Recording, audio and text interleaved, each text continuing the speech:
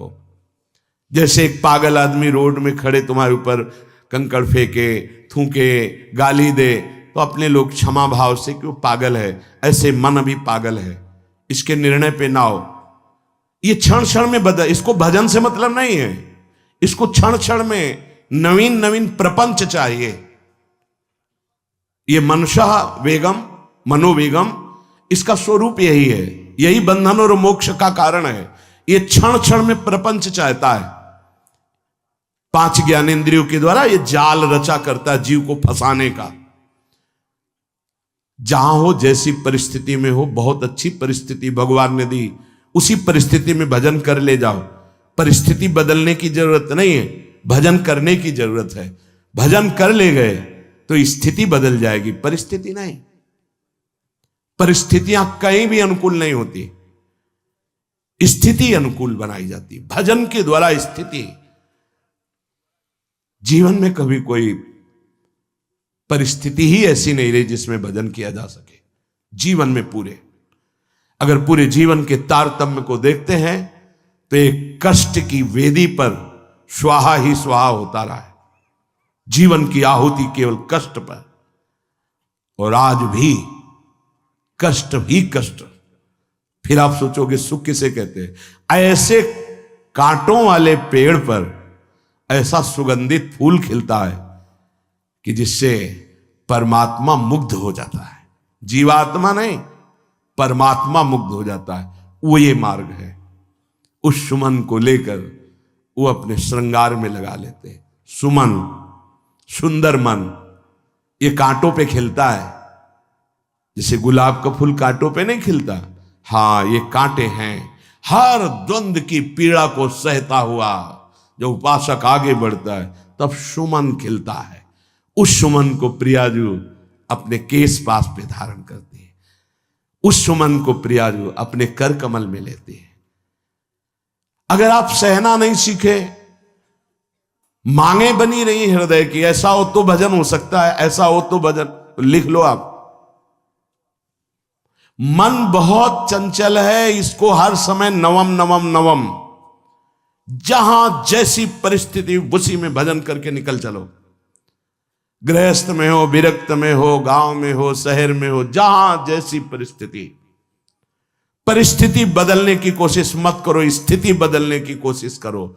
जिनको लगता है परिस्थिति बदल जाएगी तो भजन होने लगेगा, नहीं। भजन होने लगेगा तो किसी भी परिस्थिति में भजन होने लगेगा। भजन नहीं तो किसी भी परिस्थिति में नहीं होगा, पक्का समझ लीजिए। इसलिए मनोवेगम, ये जो मन का वेग आ रहा है, इसको आप सहना सीखो और प्रियाजू पर भरोसा रखो। उनको जैसी परिस्थिति देनी होगी दे देंगी ना, भरोसा रखो। अगर मांग मुख से निकाल दी तो अधूरापन साबित हो जाएगा कि हमको ये खाना पीना, ये हमको पहनना, ये ऐसी परिस्थिति, ये ऐसी छोड़ दो। जोई जोई प्यारो करे सोई मोहि भावे। शांत हो जाओ, मन के वेग को सह जाओ। क्रोध वेगम, महाप्रभु कह रहे कुत्सितवाद विकार है। समस्त विकारों में प्रधान विकार होता है काम। काम से ही क्रोध का प्रादुर्भाव होता है। क्रोध एक वृत्ति है जो आने जाने वाली, स्थायी कोई नहीं है। जिस समय आपके अंदर क्रोध आए, इस समय मौन होकर हट जाइए वहां से। तुरंत जाकर थोड़ा ठंडा पानी पिए।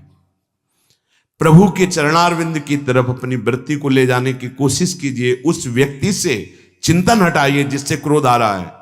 उस व्यक्ति की उस क्रिया से चिंतन हटाइए जिससे क्रोध आ रहा है। हट जाइए। ये क्रोध का वेग अगर आता रहा तो भजन करने पर भी अनुभव नहीं हो पाएगा।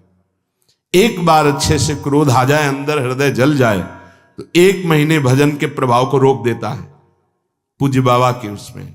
फिर आप अगर 12 बार साल में आ गया तो क्या अनुभव में आ गया। इसीलिए 20-20, 50-50 वर्ष हो रहे हैं, कुछ अनुभव में नहीं आ रहा। बहुत सावधान। क्रोध हमारा नाश करता है, किसी और का नहीं। हमारे भजन का, हमारे हृदय के आनंद का, हमारी वृत्ति का बड़ा हल्का स्वरूप हो जाता है क्रोधी पुरुष का। इसलिए क्रोध को सहना है, उसके वेग को सहना है। वाणी के वेग, मन के वेग और क्रोध के। अगर क्रोध के वेग को सह गए तो अगला है हिंसा का वेग, वो अपने आप सह जाओगे, क्योंकि क्रोध से ही हिंसा होती है। हिंसा का वेग, वाणी के द्वारा बहुत हिंसा होती है। ऐसे कठोर वचन बोल दिए जाते हैं जो हृदय को चुभते रहते हैं।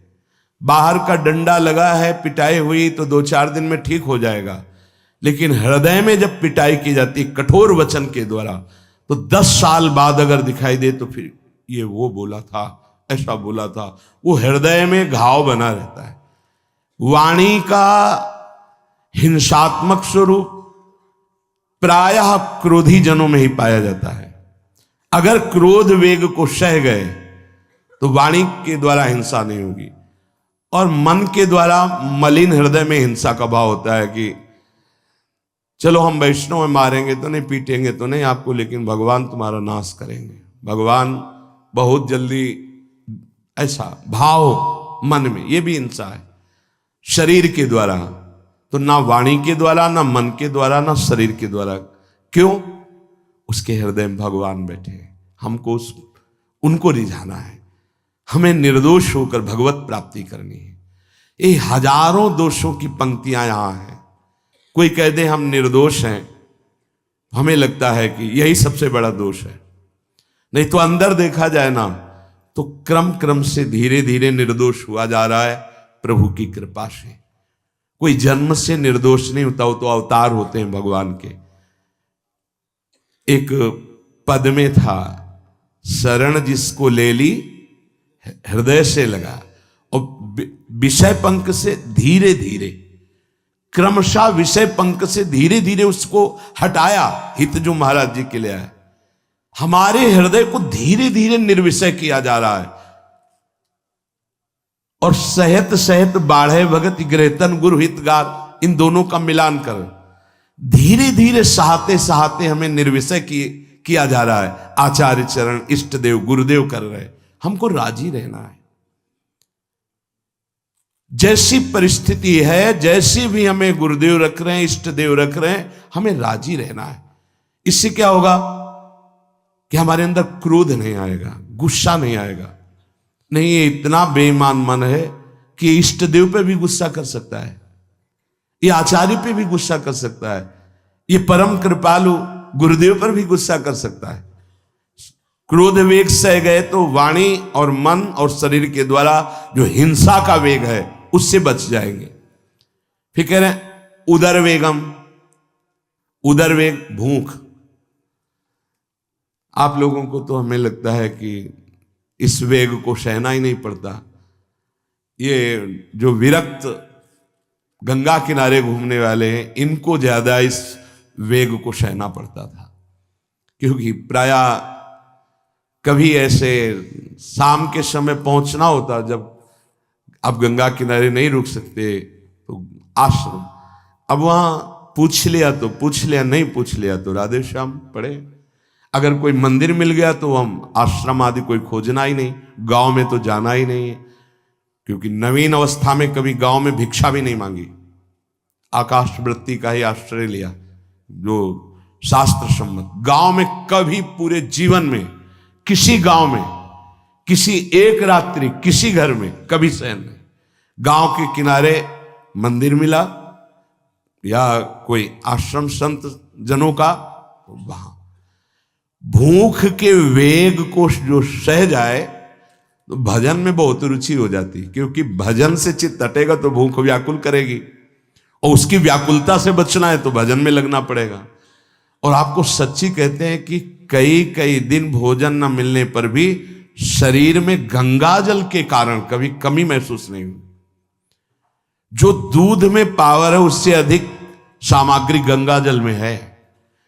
अब वो बहुत से ऐसे नगरों के समीप से गंगा मैया निकली जहां से बड़ी बड़ी फैक्ट्रियों का, तो नहीं, बहुत सुंदर गंगा जल, वो तो सुंदर है ही, था, है, रहेगा। अपने लोग बड़े बड़े ऐसे नाले ऐसे जिससे वो भाव तो है पर वस्तु तत्व है, पर जो दृश्य है वो अब गड़बड़ हो रहा है। ऐसे यही